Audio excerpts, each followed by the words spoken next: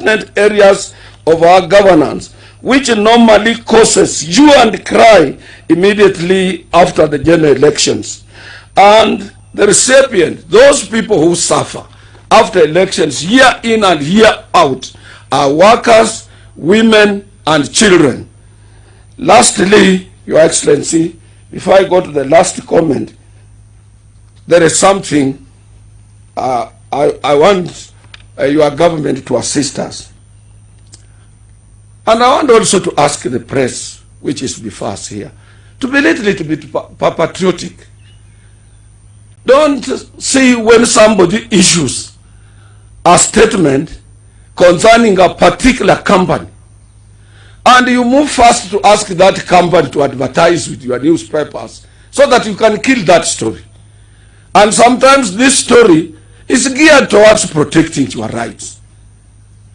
We have a young man, and we admired him when he took over, our own Kenyan, when he took over Safaricom. And he's a man who is very much experienced. He has come up with a very good program to spur that company to very high heights. But there are areas that he needs to be told these areas are not good. You cannot ask the in-serving officers to reapply when you are making changes. You can only shortlist them, you can evaluate them. If they are not fit to fit in the new system, you ask them kindly to retire and they go home. But when you ask the whole lot who has built over the years a farm like Safaricom that reapply afresh, you cause anxiety to the families, you cause stress which ends into depression. He must be advised, and he must be advised. Lastly, Your Excellency, we have even also the other areas, and Sister Jacqueline should help us. Some supermarkets are our own supermarkets, and you find a young lady or a young man standing from morning to evening. This causes a lot of worries. There must be 1 hour rest in every supermarket, and this is what cost the world to have this an International Labor Day. Lastly, Your Excellency, we can't ask for wages. We know the situation that we are in. We understand where we are. Me and Sister Jacqueline, we know what has befallen the world. We know the global economic performance. We are monitoring. We are seeing. But what we are saying, Your Excellency, and also what I'm appealing to the Federation of Kenya Employers, is to make sure that some few areas of adjustments, particularly to those other companies that are doing well. And as I said, the President has supported both employers, manufacturers, there are people in the agricultural sector of our economy with hard cash to make sure that jobs are cushioned. But then we can still meet and make some minor adjustments here and there when it comes to terms of either minimum wage or the negotiated collective bargaining agreements, to make sure that those who are serving under these difficult situations, their pockets are not depleted, because people are really suffering. This is the appeal and I know you, President. There is a story that I have not told Kenyans. If you happen to have a problem and you move close to our President, even a problem of funeral, and you tell the President, I have a relative or a neighbor who has lost a loved one, but these people cannot access to have even a coffin or something to make sure there is a home send-off of their beloved one. What the President, our President, does first of all is to pull out his handkerchief. He starts shedding. This is a really story. Or somebody cannot be able to pay school fees.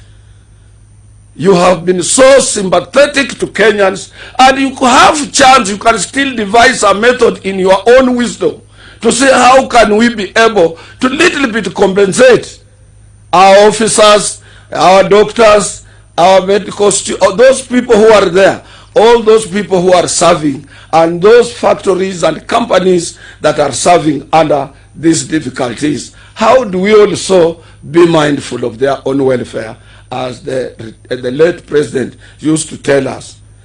that your hand to assist somebody who is a neighbor is a service to God.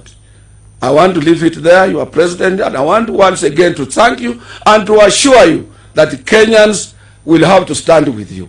And to assure you, maintain the handshake. This is what created the peace where we are today. Don't relent on BBI. It is us as workers who said we must revisit our constitution. And I want to appeal to members of parliament. They should not look at those areas. They will still again time to time be looked at in future. Let us have a new constitution. Let us have a peaceful country, Your Excellency.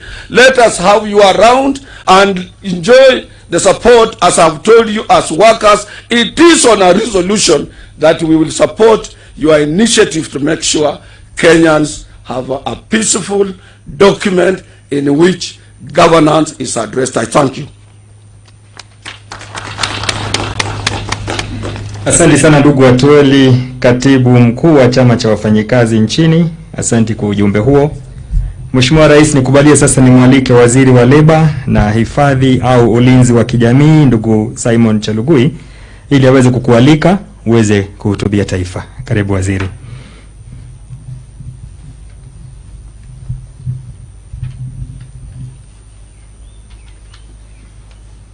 Your Excellency, the President and Commander-in-Chief of our Defense Forces, Honorable Uhuru Kenyatta,